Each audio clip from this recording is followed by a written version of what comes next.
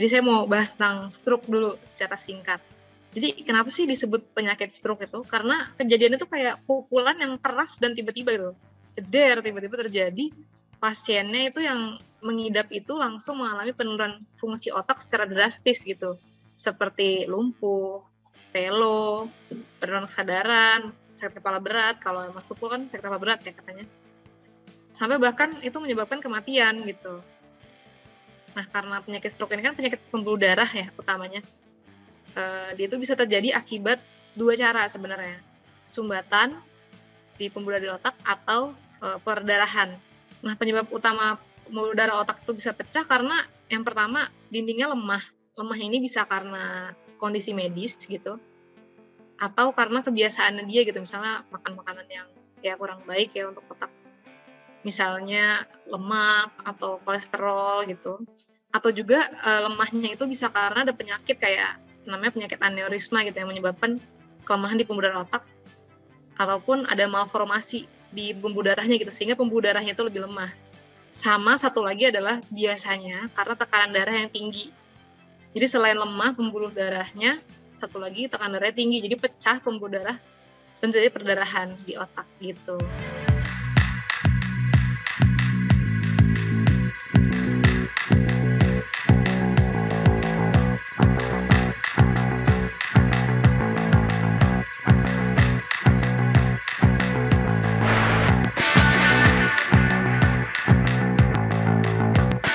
Kalau untuk perdarahan otak sendiri nih, itu udah tanda-tanda yang lumayan prominent gitu.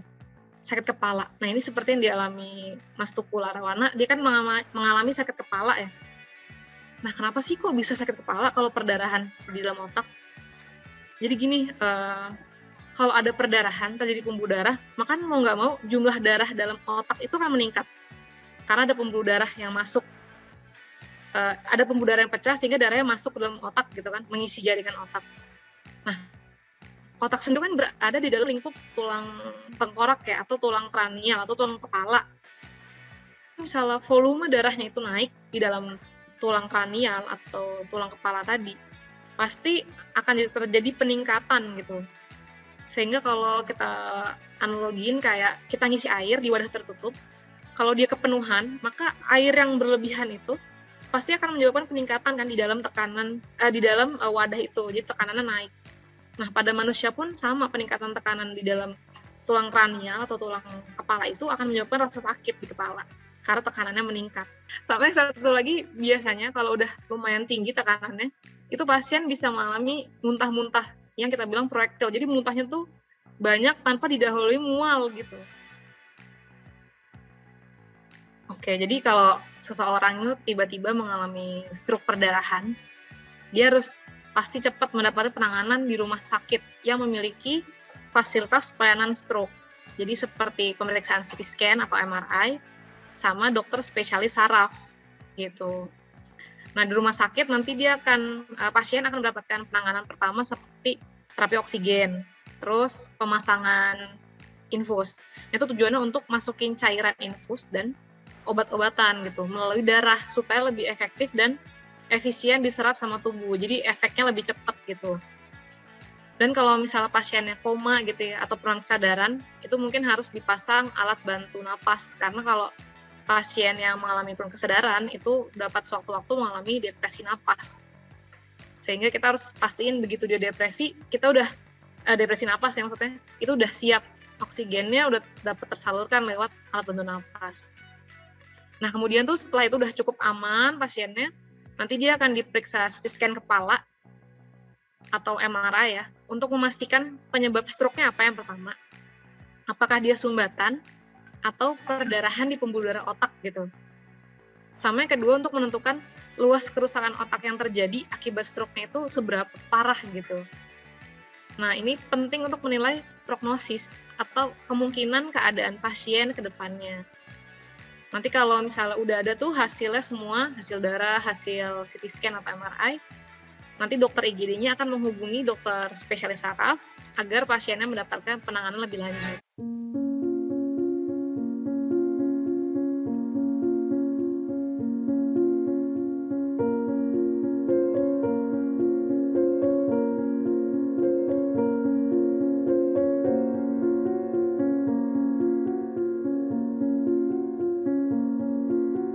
Sekali lagi ini karena stroke. Dia kan tadi kenapa stroke? Karena dia kejadian kayak pukulan yang keras dan tiba-tiba. Sehingga sebenarnya sulit dideteksi. Tapi kita bisa lihat nih, kalau orangnya punya faktor risiko yang dapat meningkatkan kemungkinan kejadian stroke sebelum saat kejadian, itu sebenarnya bisa dimodifikasi gitu atau diubah. Nah, faktor risikonya sendiri itu ada yang bersifat bisa dimodifikasi atau diubah, ada juga yang tidak bisa diubah. Ini saya jelasin dulu tentang faktor risiko yang nggak bisa diubah ya Pak ya. Jadi yang pertama, kalau yang nggak bisa diubah itu adalah usia. Nah, kalau usia di atas 55 tahun. Terus yang kedua, kalau laki-laki. Nah, ini secara epidemiologi sih Pak. Jadi kalau laki-laki itu lebih sering kena stroke dibandingkan perempuan. Terus yang ketiga, pernah stroke sebelumnya gitu. Jadi udah pernah stroke sebelumnya, jadi kayak ini stroke kedua atau ketiganya gitu. Atau stroke keberapanya. Terus yang terakhir itu adalah walaupun belum jelas gitu, tapi kalau ada orang tua, kakak, adik, kakek atau neneknya itu pernah terkena stroke juga, maka resikonya semakin meningkat gitu.